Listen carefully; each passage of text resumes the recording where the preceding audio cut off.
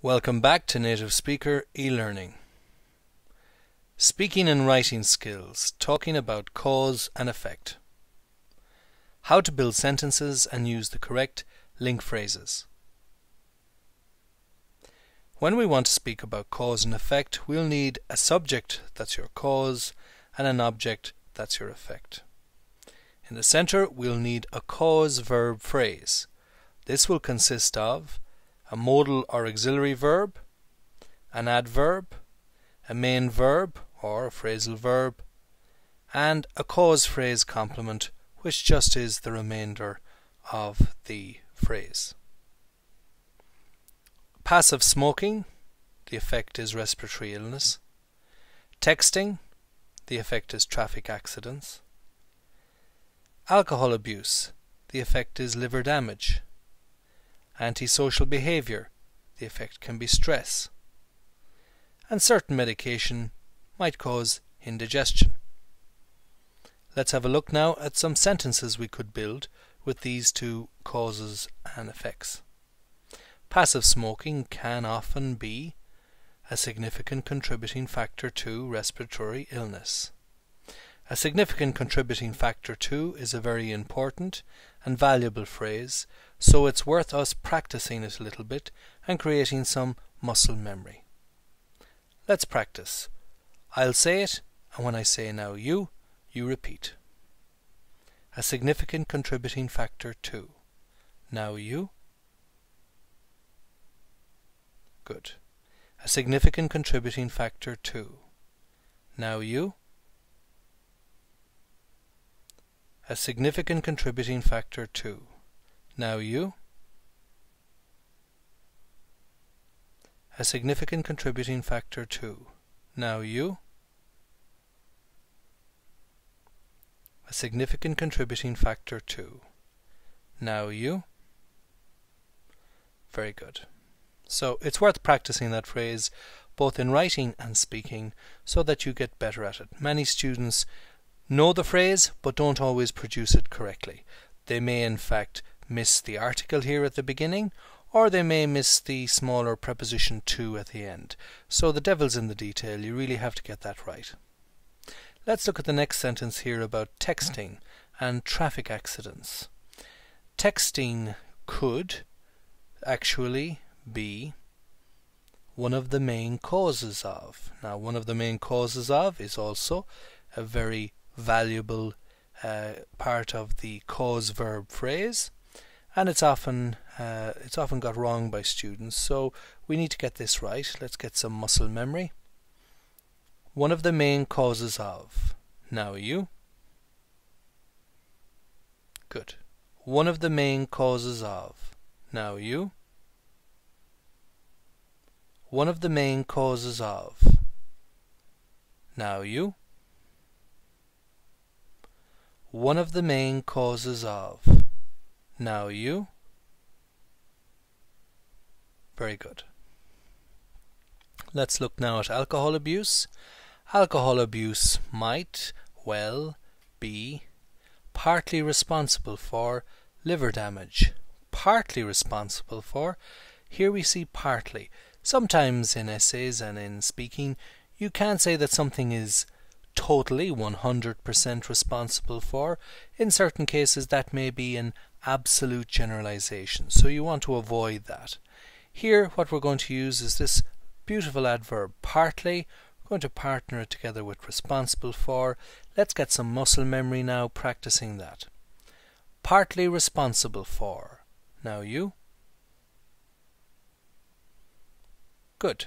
Partly responsible for. Now you. Partly responsible for. Now you. Partly responsible for. Now you. Very good. Let's look now at antisocial behavior and stress. Antisocial behavior may sometimes be a key factor in. Okay, so key factor in is a lovely phrase. Let's get some muscle memory with that. A key factor in. Now you. key factor in.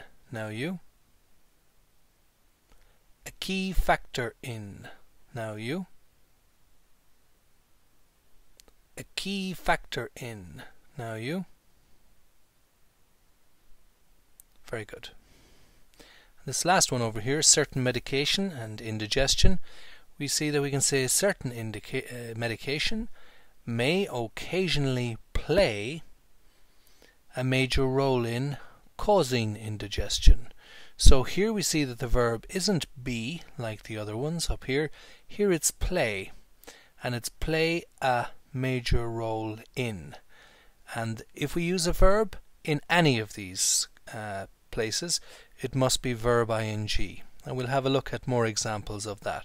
But I'm just introducing that additionally now for you to understand that if you use a verb here in this section, it must be verb ing with all of these phrases.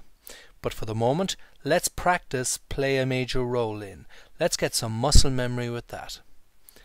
Play a major role in. Now you. Play a major role in. Now you. Play a major role in. Now you. Play a major role in. Now you. Very good. So now we see a well-built sentence that shows us cause and effect with some very high value and natural native speaker phrases that would be very good for you if you're writing a report in college, doing a presentation in college or at work, or if you're doing any of the Cambridge exams like IELTS and you're talking about your essay, or in fact if you're using these in the speaking section, you can use these to build out your sentences and make them better developed. If you wanted to add a little bit more here on this section, you could add a complement showing a preposition and noun, and this can develop the sentence in the sense that it can show who or where or what or when these issues can be relevant. So you could put in a preposition here and a noun here. Among is used with groups, like among children or among women in their 30s. Women in their 30s means a woman between 30 and 39. Or if you're talking about the roads, well, the preposition is on the roads when we're speaking about health and safety and road accidents. And also for the elderly, so we could use that. We could also use among the elderly here because the elderly is a social grouping. And in some patients, well, because it's indigestion, this is inside their body, so we can say in some patients. Let's have a look now at how all of these together sound as a sentence. Passive smoking can often be a significant contributing factor to respiratory illnesses among children. Texting could actually be one of the main causes of traffic accidents on the roads. Alcohol abuse might well be partly responsible for liver damage among women in their 30s. Antisocial behavior may sometimes be a key factor in stress for the elderly. Certain medication may occasionally play a major role in causing indigestion in some patients. And there you have some very nice sentences now that can describe cause and effect. This clip looked at one set of phrases that can be quite useful. As you can see here, we've been looking at certain types of modal verbs along with adverbs, and these can make the sentences sound less absolute. Academic writing doesn't like absolute generalizations in every case. So these can be quite useful. In the next clip, we'll investigate which of these columns aren't always necessary. But that's for the next time. So that's all for me for now. The very best of luck, and I'll see you next time.